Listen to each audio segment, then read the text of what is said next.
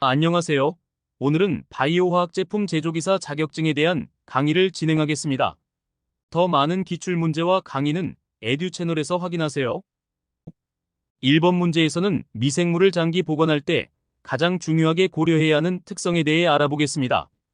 여러분이 실험실에서 균주를 다루게 될 때 이 정보는 매우 중요하죠. 그럼 바로 시작해 볼까요? 우리가 주목해야 할 선택지는 다음과 같습니다.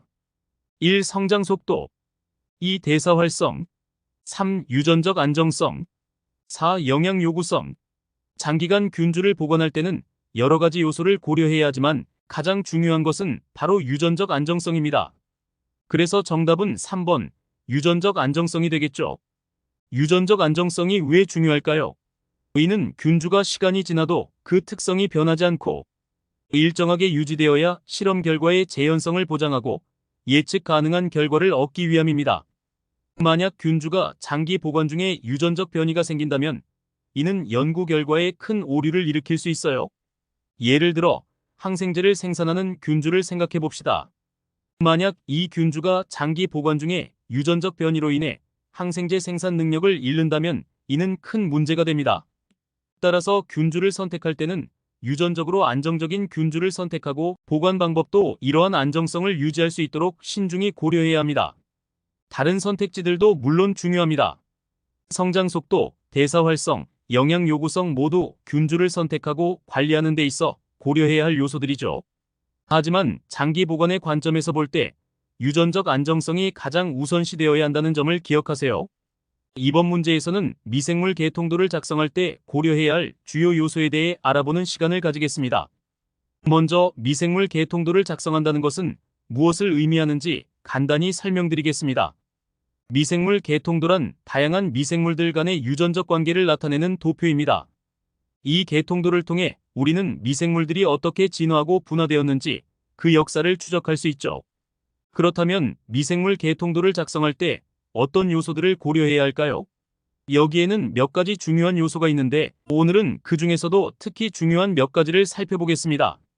첫 번째로 균주의 발견 연도인데 발견 연도는 과학사적인 관점에서 흥미롭긴 하지만 미생물들 간의 유전적 관계나 생화학적 특성을 파악하는 데에는 기여하지 않습니다. 두 번째로 균주의 유전적 다양성입니다.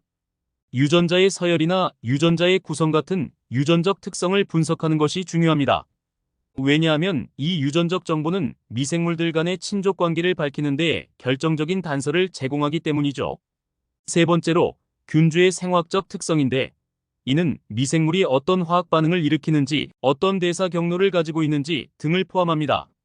이러한 생화학적 특성들은 미생물이 어떤 환경에서 살아남고 번성할 수 있는지에 대한 정보를 제공합니다. 네 번째로 살펴볼 요소는 균주의 생장 온도입니다. 미생물이 성장하는 데 적합한 온도 범위를 파악하는 것이 중요합니다.